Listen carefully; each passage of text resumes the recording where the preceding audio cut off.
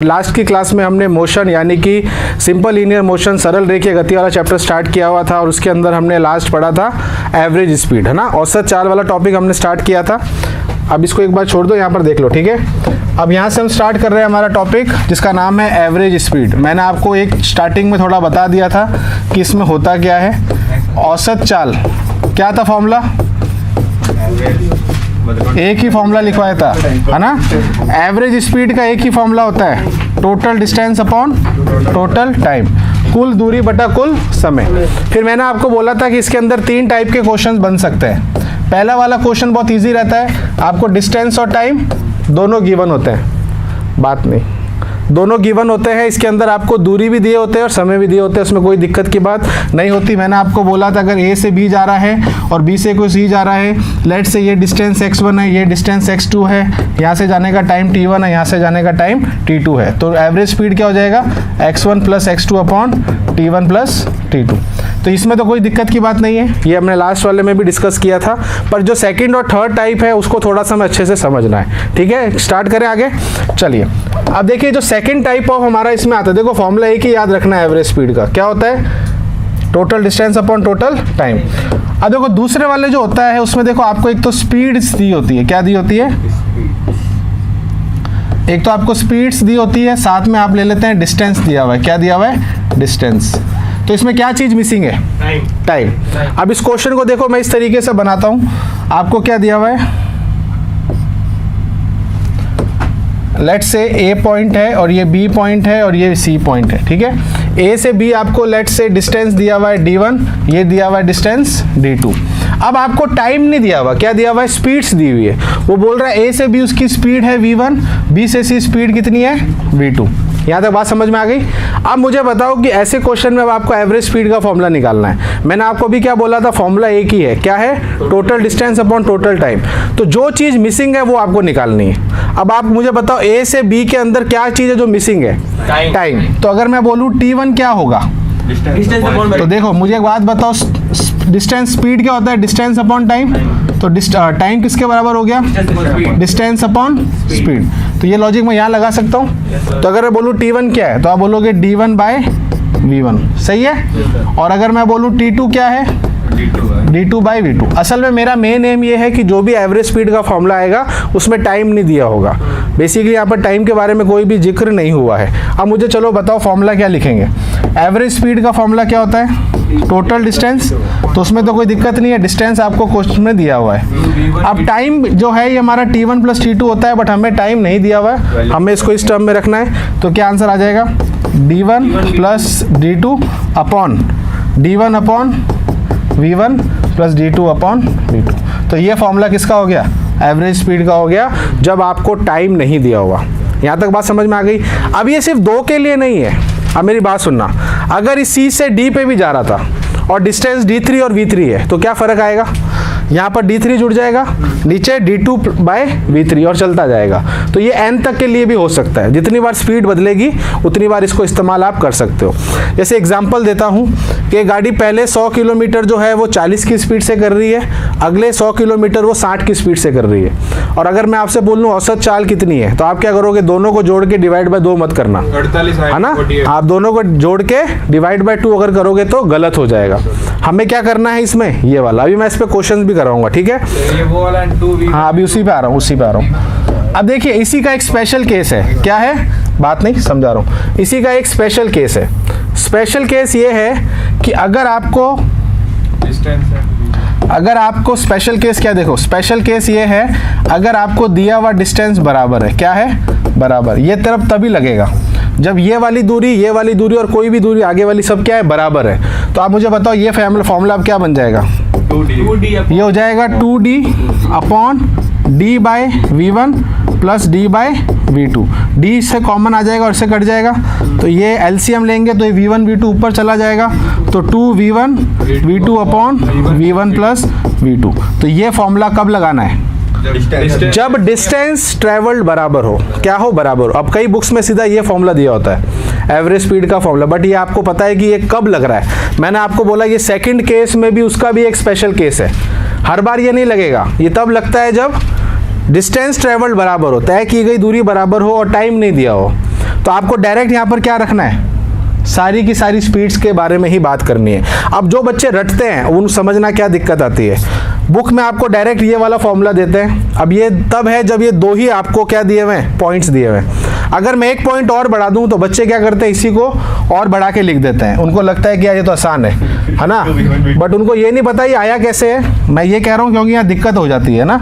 अगर मैं उसको बोल देता हूँ चलो एक सी से डी पॉइंट और बना देता हूँ, तो उसको वो कैसे लिख देंगे, 3v1 v2 बाई v3। यहाँ तक चलो ठीक है, उन्होंने अंदाज़ा लगा लिया, पर यहाँ पर फिर वो क्या कर देंगे और वो खुश हो जाएंगे और अपने आप को शाबाशी देंगे कि वाह मैं तो भैया मज़ा आ गया।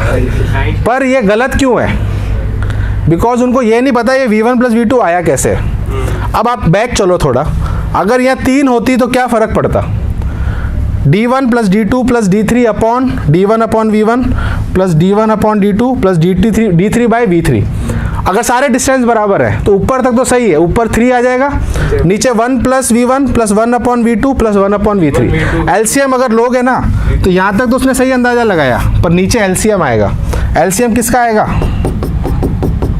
v1 v2। अब इसका एलसीएम क्या होता है, अगर आप इसका एलसीएम लोगे इसका होगा v2 तो ये v1 v2 plus v2 v3 and v3 v1, दो की क्या बनेगी, जोड़ियाँ बनेगी। तो असल में रियल आंसर क्या है ये। तो अब यहाँ पर समझ में आया रटने वाले का और इसमें फ़र्क क्या है। चलो किस्मत है, ठीक है, वो इतना रट के आ गया, बट उससे आगे फिर वो नहीं कर सकता। पर ये भी तब आएगा जब डिस्टेंस तय ये कि क्या हो, बराबर हो। बट अगर डिस्टेंस बराबर नहीं होंगे तो आप इसको यूज़ करेंगे। यहाँ तक सभी को क्लियर है। मैं दोनों के एक एक एग्जाम्पल आपको देता हूँ ताकि आप इसको समझ पाओगे, ठीक है। चलिए एक बार इसको उतार लीजिए, ये दोनों फॉर्मूले इंपॉर्टेंट हैं। तो अभी अपन एवरेज स्पीड ही कर रहे हैं। एवरेज स्पीड में मैंने आपको ये सेकंड केस बताया है जिसमें आपको दूरी और चाल दी गई है।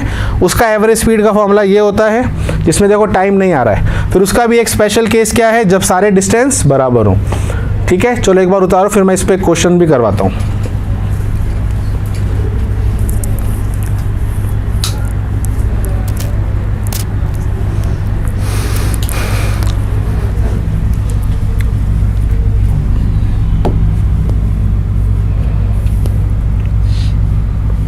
हो जाए तो बता देना, ठीक है। अब देखो एक क्वेश्चन ये है, आपको दिया हुआ है ए से बी जा रहा है और बी से सी जा रहा है, ठीक है। अभी तो मैं आपको डायग्राम बना के दे रहा हूँ, अदरवाइज डायग्राम नहीं होगा, आपको लैंग्वेज में देगा, ठीक है। लेट्स से ए से बी उसकी स्पीड है 40 किलोमीटर पर आवर और बी से सी कितनी है, 60 किलोमीटर पर आवर। ये जोड़ी बहुत कॉमन है, 40 और 60 की बहुत आती है ना।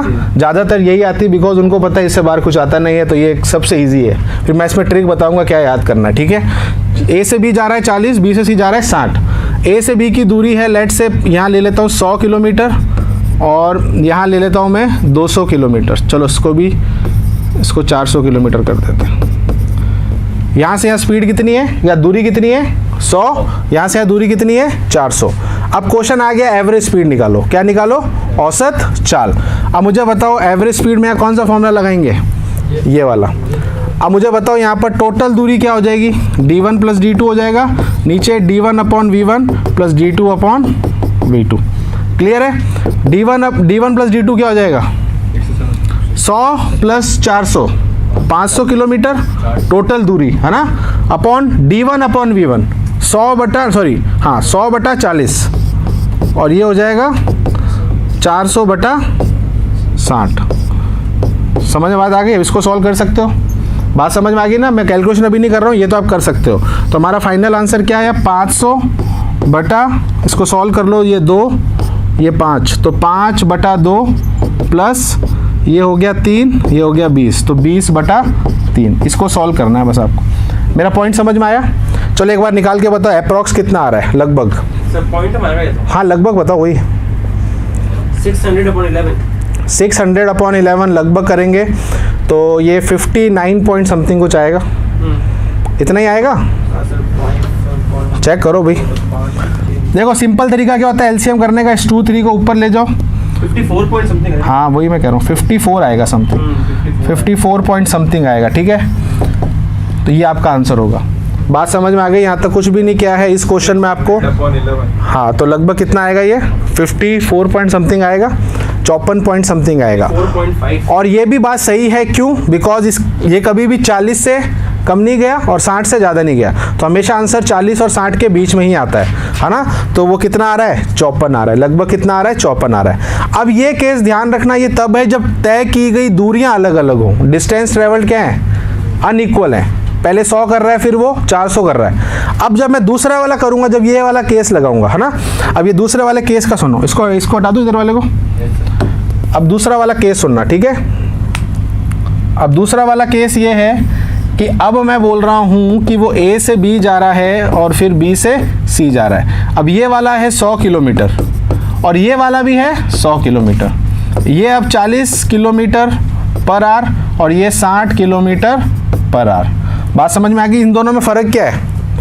इसके अंदर तय की गई दूरी अलग अलग है, ये 100 और 400 है और यहाँ पर दोनों क्या हैं, 100 हैं। यानी कि वो पहले 100 किलोमीटर 40 से कर रहा है, अगले 100 किलोमीटर 60 से कर रहा है। अब मुझे बताओ, इसके अंदर क्या मुझे डिस्टेंस से कुछ मतलब है? नहीं है। हमें ये देखना है कि डिस्टेंस बराबर है। अगर मैं प्रश्न में आपको डी दे दूं कि दोनों के बीच में डिस्टेंस डी है, उससे भी कुछ फर्क नहीं पड़ेगा, बिकॉज इसके फॉर्मूले में कहीं पर भी, देखो ये रहा फॉर्मूला जब डिस्टेंस बराबर होता है, इनके फॉर्मूले में कहीं पर भी डिस्टेंस का जिक्र नहीं हो रहा, तो आपको डरने की जरूरत नहीं है। भले ये 1000 हो या 199 हो, 199 अगर दोनों भी होते हैं उससे भी कोई फर्क नहीं पड़ता। तो डायरेक्ट फॉर्मूला क्या लगाओगे, 2v1 v2 upon v1 plus v2, value रख दो 2 इंटू एक 40 ले लेते हैं, एक 60 अपॉन 40 प्लस 60 100, और ये सॉल्व करोगे कितना आ गया, 48। कितना आ गया, 48 किलोमीटर पर। और ये जोड़ी है, ये क्वेश्चन आता है। अब ये तो मैंने चलो 100 दिया है, बस आप ये ध्यान रखना कि जब तय की गई दूरी बराबर होती है, यानी कि डिस्टेंस ट्रेवल्ड इक्वल होता है, तो इन दो जोड़ियों का आंसर हमेशा क्या आता है, 48। ये याद कर लेना, ये एग्जैक्ट आता है। मैं फिर बता रहा हूँ, रटना नहीं है। ये 48 कब आ रहा है ये आपको पता होना चाहिए। उस केस में 48 नहीं आया है, सेम वैल्यू थी 40 और 60, यहाँ पर भी 40 और 60, बस फ़र्क कहाँ आ गया, डिस्टेंस ट्रेवल्ड में। ठीक है, तो ये ध्यान रखना बस कि रटना नहीं है कि 48 रट के चला गया, आंसर 48 लिख दिया, बट उसने थोड़ा सा अगर बदल दिया तो आप गलत कर दोगे। क्लियर है सभी को यहाँ तक? अब इसी को पूछने का एक और तरीका बताओ क्या होगा जब डिस्टेंस बराबर किया हो। जैसे मैं आपको एक और उदाहरण देता हूँ, मैं आपको हर पॉसिबल क्वेश्चन बताऊँगा कैसे पूछा जाता है। एक इंसान है जो घर से गया ऑफिस, अब ऑफिस ले लो, शॉप ले लो, कुछ भी ले लो, क्या फ़र्क पड़ता है? क्वेश्चन में डिस्टेंस नहीं दी हुई होती, उसके मतलब हाँ भी मैं बता रहा हूँ ना, वही क्वेश्चन बता रहा हूँ। एक इंसान घर से ऑफिस गया सीधा, है ना, और फिर वापस ऑफिस से घर आया। जब वो घर से ऑफिस गया तब उसकी स्पीड थी 40 किलोमीटर पर आवर, और जब ऑफिस से घर आया तो थी 60 किलोमीटर पर आवर। तो बताओ उसकी एवरेज स्पीड कितनी है? अगेन वही, अब इसमें आप बोलोगे सर दूरी हमें दी नहीं, तो भैया सेम दूरी है ना, भले आप कुछ भी ले लो, डी दूरी थी, वापस डी से ही आएगा। हाँ बस वो होता है कि एज्यूम करना पड़ता है कि उसी रास्ते से वापस आएगा, और वो दूरी कैसी है, सीधी दूरी है ना। तो सीधी दूरी करके गया, वापस इसी से आया, तो एवरेज स्पीड का फॉर्मूला इसमें कौन सा लगेगा, ये वाला। क्यों लगा? अब आपको लग रहा है सर ये तो वापस आगे पीछे कर रहा है, उससे क्या फ़र्क पड़ रहा है, ये ए से बी जा रहा है फिर वापस बी से आ रहा है। हाँ, तो डिस्टेंस सेम हो गई, तो यहाँ पर भी वही आंसर आएगा, कौन सा, 48। क्लियर है सभी को?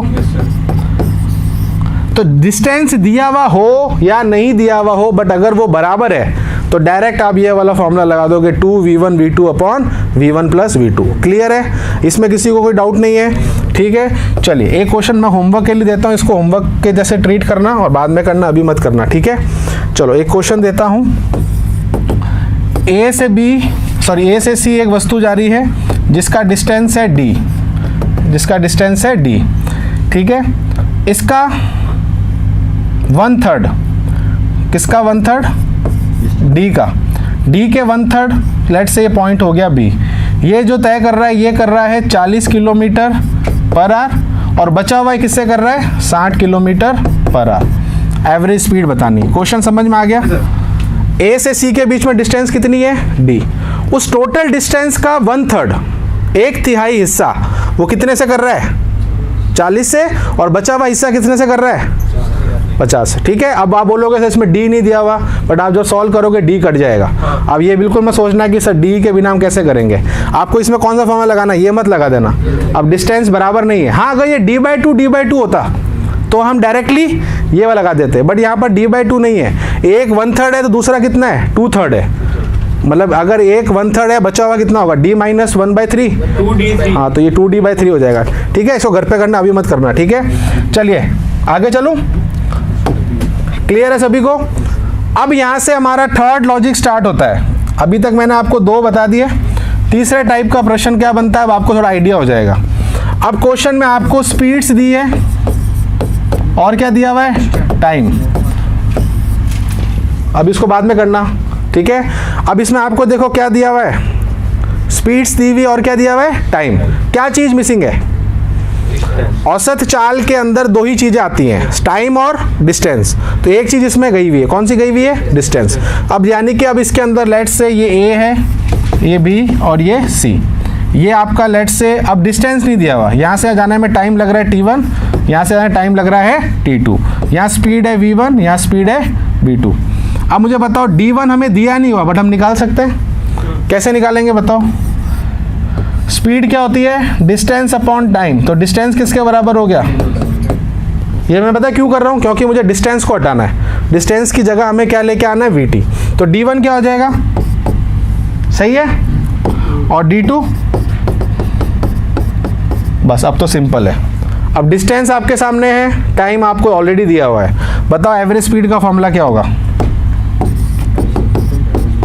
Total distance upon d1 plus d2 upon t1 plus t2। अब बताओ d1 क्या होगा, v1t। तो v1t plus v2t2 upon t1 plus t2। तो ये बन गया आपका फॉर्मूला एवरेज स्पीड का। तो ये एवरेज स्पीड का थर्ड केस है। अब मैं आपको अलग अलग फॉर्मूले नहीं बता रहा हूँ, फॉर्मूला एक ही है, total distance upon total time, but उसके वेरिएशन अलग अलग है। अब इसके अंदर अगर आप देखोगे कहीं पर भी दूरी आ रही है क्या, नहीं आ रही, तो ये फॉर्मूले के अंदर डिस्टेंस की हमें ज़रूरत नहीं पड़ती। किसकी ज़रूरत पड़ती है, सिर्फ टाइम की और स्पीड की। अब जैसे वहाँ पर एक स्पेशल केस था। अच्छा पहले मुझे एक बताओ, अगर ये सी से डी जाएगा तो क्या फ़र्क आएगा? एक दूरी अगर मैं इसमें और बढ़ा दूं एक पॉइंट, तो ये v1 t1 plus v2 t3 plus v3 t3 upon नीचे t3 ऐड हो जाएगा, चलता जाएगा। जितने भी अगर आपके होंगे आप उसको आगे बढ़ा सकते हैं। अब जैसे वहाँ पर एक स्पेशल केस था, तो यहाँ पर भी एक स्पेशल केस होता है। वहाँ स्पेशल केस क्या था, जब डिस्टेंस बराबर हो। अब यहाँ पर क्या बराबर हो जाएंगे, टाइम। तो यहाँ पर स्पेशल कंडीशन क्या है, जो t1 है जो t2 है वो किसके बराबर है, t के। यानी कि सारे टाइम एक दूसरे के क्या है, बराबर है। अब बताओ फॉर्मूला क्या बन जाएगा। अब देखो ये वाला जो फॉर्मूला है ना, ये एवरेज का फॉर्मूला है, औसत का, जो गणित में है। जो गणित में हम औसत करते हैं ना, सारी स्पीड्स को जोड़ के डिवाइड बाय कितनी स्पीड है ना। अब आप इसको 3 के लिए चेक करो तो ये वही बन रहा है, v1 plus v2 plus v3 upon 3। अगर 4 करोगे तो नीचे 4 आ जाएगा, 5 करोगे तो नीचे 5 आ जाएगा।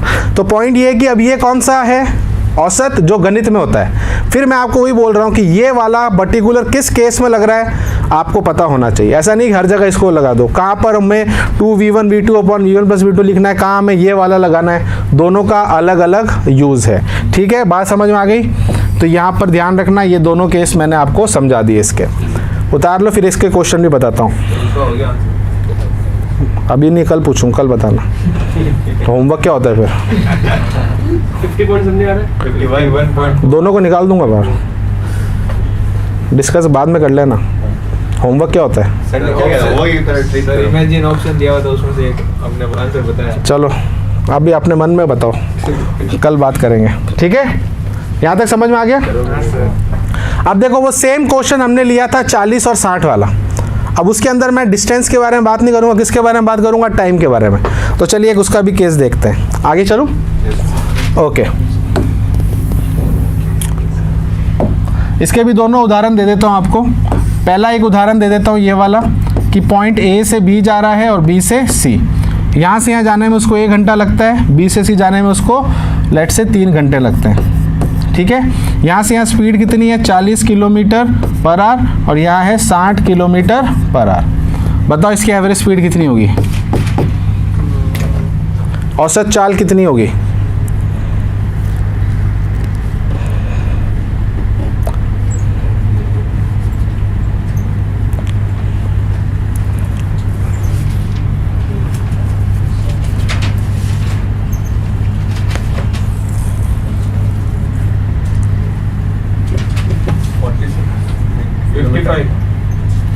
अलग अलग क्या आ रही है? 40 है, सॉरी। हैं 40 तो आ ही नहीं सकती भाई। नहीं रह गया वो। अच्छा, मल्टीप्लाई में। तो सिंपल यहाँ पर फॉर्मूला कौन सा यूज़ होगा? कौन सा करते हैं? जब आपको ये वाला यूज़ करना है ना, क्योंकि हमें डिस्टेंस तो दिया नहीं हुआ, 4 लिख दिया मैंने। वैल्यू रख दो बस, कुछ नहीं है। 40 into 1 plus 60 into 3 divide by 4। तो ये 40 प्लस ये कितना हो जाएगा? 180 बटा 4। तो ये कितना हो जाएगा? 220 बटा 4। कितना आ गया? 55 का 55। ठीक है, तो 55 किलोमीटर पर आवर। और ये सही भी है क्योंकि ये 40 और 60 के बीच में है। बात समझ में आ गई? बढ़िया नहीं कि इसमें भी सब सही है, और ये मत मेरा लगाना अंदाजा, मैं एक बता रहा हूँ, चेक करने का तरीका है कि आंसर हमेशा बीच में आता है। यहाँ तक समझ में आ गया? अब मुझे बताओ, इसका एक स्पेशल केस कहीं बना के देख लेते हैं। हाँ, अब लेट्स से अगर मैं बोल रहा हूँ ए से बी जा रहा है और बी से सी जा रहा है, यहाँ से यहाँ उसको 1 घंटा लगता है, यहाँ से यहाँ भी उसको 1 घंटा लगता है। ये 40 की स्पीड है और ये 60 की स्पीड है। अब बताओ 50। अब तो याद हो जाना चाहिए, एवरेज निकालना है। क्या निकालना है? औसत। तो इसके अंदर एवरेज स्पीड कितना हो जाएगा? तो टोटल डिस्टेंस कितना हो जाएगा? तो हमारा वही V1, बात तो वही हो गई, 40 प्लस 60 डिवाइड बाय 2। तो ये हो जाएगा 100/2। तो आंसर कितना हो गया? 50। तो देखिए, ये 60 और 40 वाला मैं बार बार क्यों करा रहा हूँ? बिकॉज ज़्यादातर यही पूछे जाते हैं। तो 40 और 60 का ये जो पेयर है, इसका आंसर 50 कब आता है, 48 कब आता है, ये आपको पता होना चाहिए, बिकॉज ये 2 स्पेशल केस है ना। बाकी में तो आप कैसे भी निकाल सकते हो। मैं आपको फिर बता रहा हूँ, फॉर्मूला एक ही है, total distance upon total time. इतने सारे फॉर्मूले नहीं है। यहाँ तक सभी को क्लियर है? अब यहाँ पर भी अगर ये आपको टाइम दे या नहीं दे कुछ फ़र्क नहीं पड़ता। अगर ये टी टाइम भी देता है तो भी आपका आंसर वही आने वाला है, 50। अगर वो बोलता है कि यहाँ से जाने में टाइम टी लगता है, यहाँ से जाने में टाइम टी लगता है, तो भी आंसर क्या आएगा? वही आएगा। क्वेश्चन में टाइम सेम बोलता है तो ये वाला फॉर्मूला। हाँ, डिस्टेंस सेम बोलेगा नहीं, क्वेश्चन से आपको पता चलेगा, है ना। आपको बस देखना है कि वहाँ टाइम के बारे में वो क्या बात कर रहा है। जैसे पिछले वाले में डिस्टेंस के बारे में कैसे बता रहा था, इक्वल एक ही रास्ते से वापस आ रहा है। तो ये सब छोटे छोटे क्या होते हैं? हिंट्स होते हैं। चलिए, अब इस पर भी एक क्वेश्चन दे देता हूँ।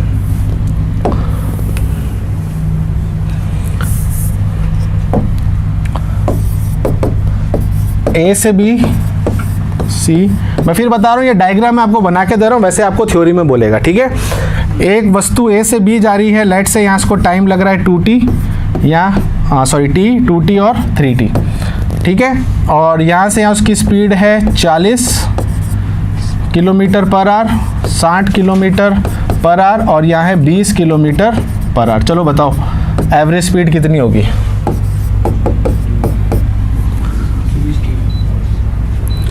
अब यहाँ पर ये t क्या है? आप बोलोगे t टाइम है, कुछ भी हमें नहीं पता, बस t यहाँ पर समय है। ये जितना भी t है यहाँ उसका डबल है, यहाँ उसका 3 टाइम्स है ना। ये t अपने आप कट जाएगा, आप t की टेंशन बिल्कुल मत लेना। ठीक है, फ्रैक्शन में बता दो चलेगा मुझे, अप्रॉक्स। अरे मन के अंदर करो, अभी उसको बोला, फिर अपने अंदर अंदर करो, आवाज़ बाहर नहीं आनी चाहिए। बता रहे क्या? फिर लगा ऐसा आपने बात कर, फ्रैक्शन क्यों बताया सर? नहीं एग्जैक्ट बता दो अगर आ रहा है तो।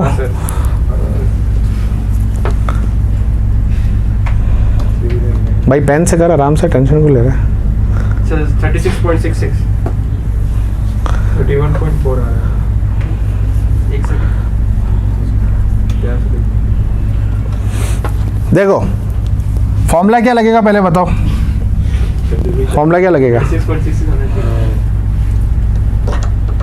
40। एक मिनट फॉर्मूला तो पहले पता कर ले, हैं?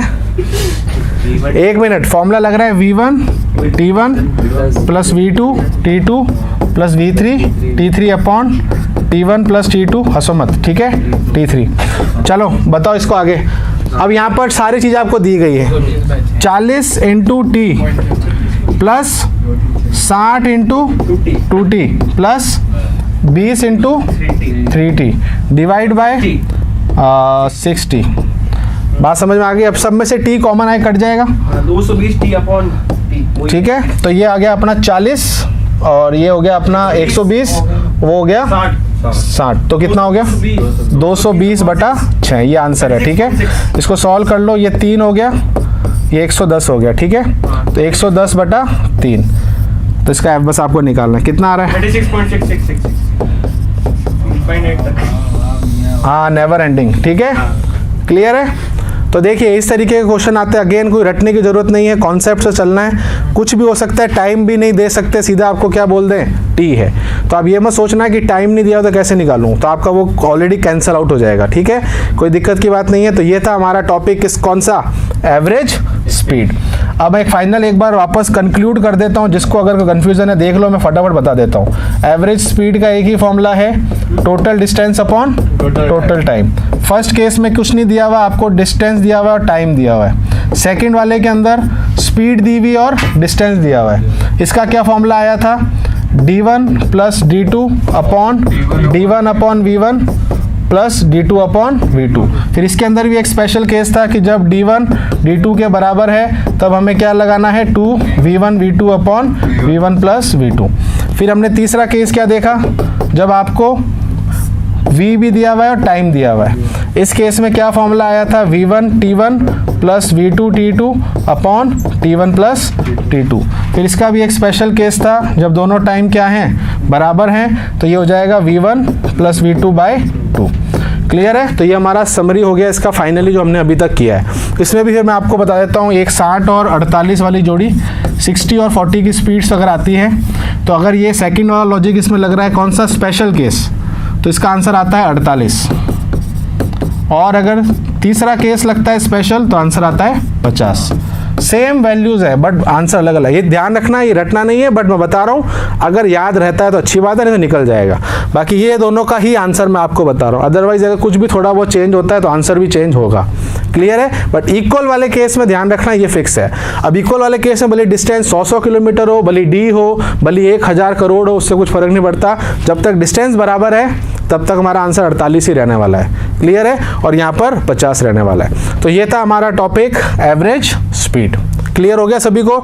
आई होप इसमें अब किसी को डाउट नहीं रहने वाली है। सारे जो बन सकते हैं केसेस मैंने आपको सिखा दिए हैं। अब इसके बाद जो सेकंड आता है हमारा, वो आता है इंस्टेंटेनियस।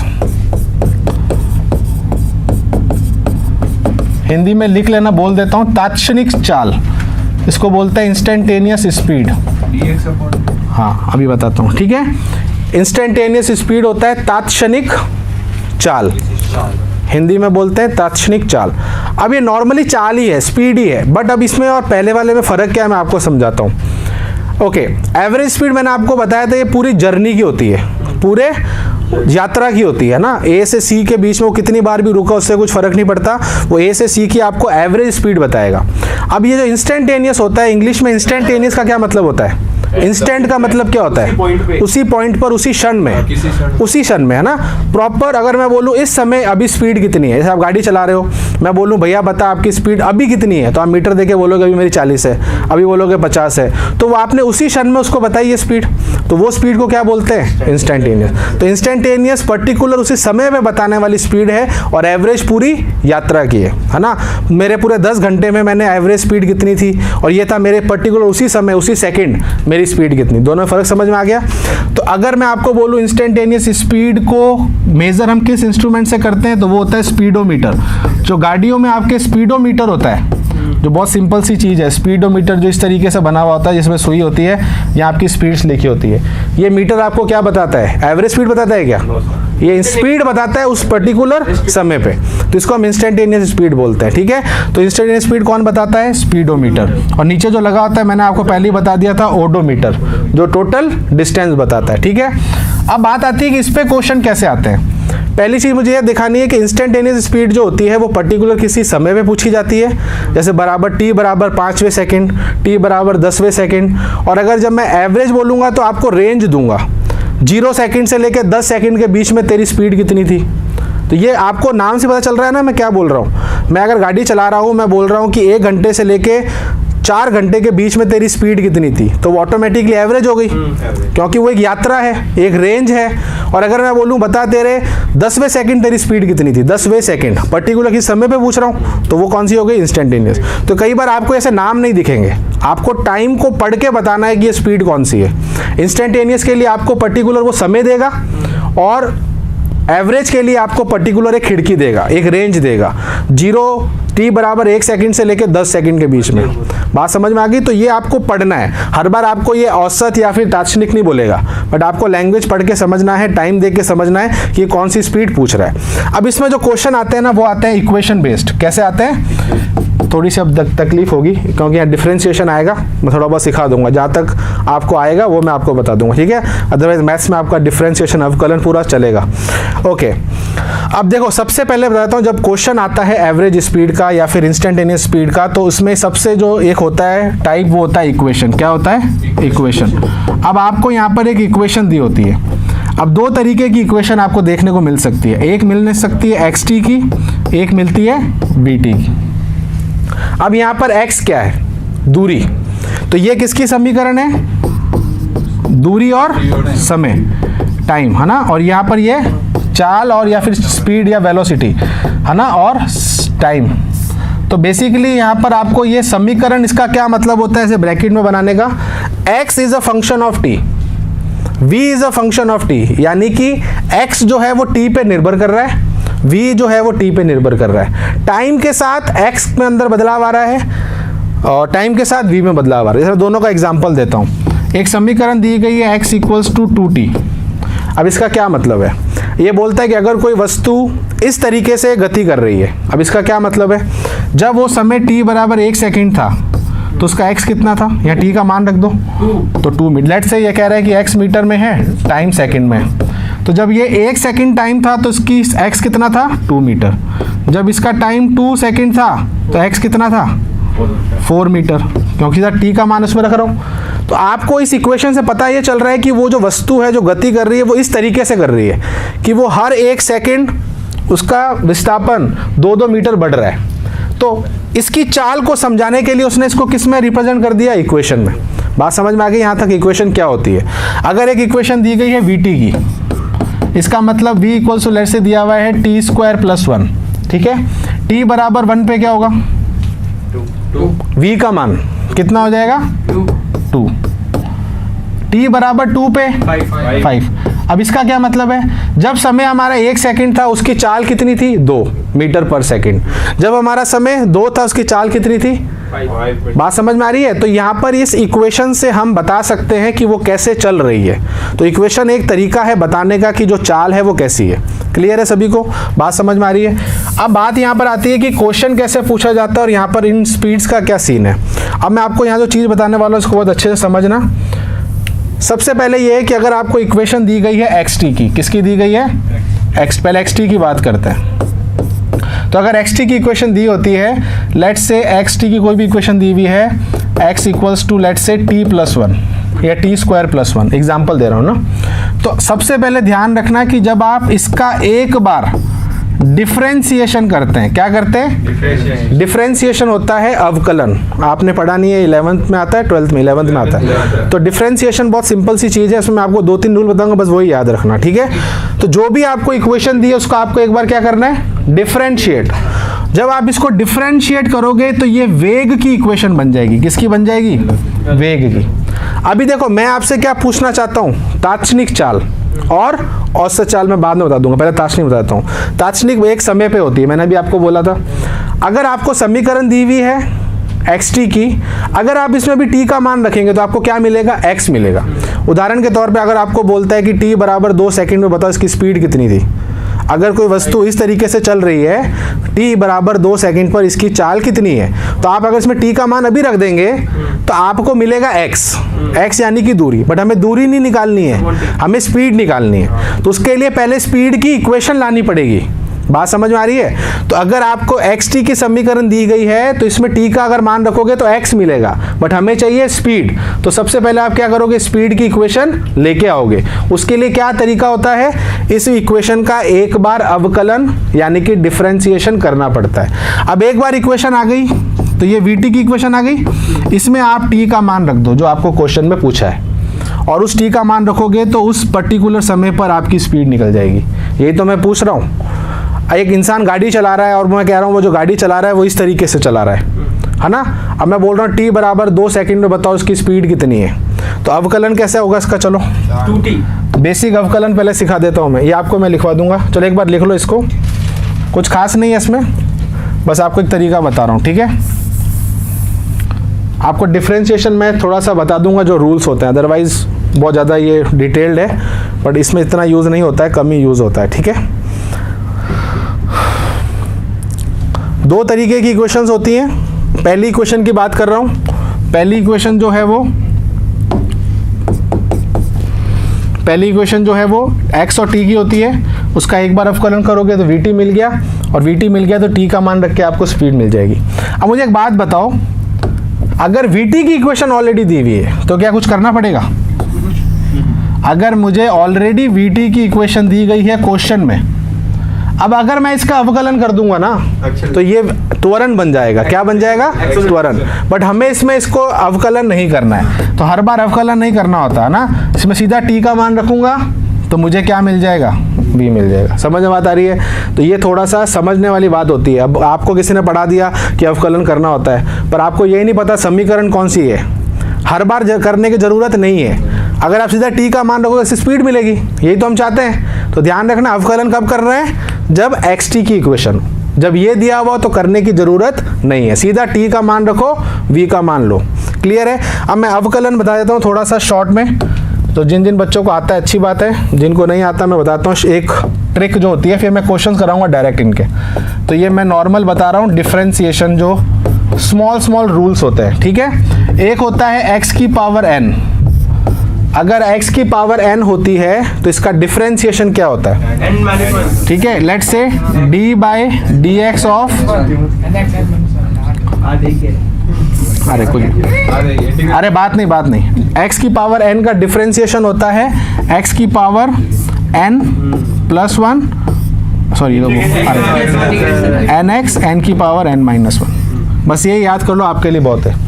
अगर किसी x के ऊपर पावर दी गई है तो उसका डिफरेंशिएशन क्या होगा?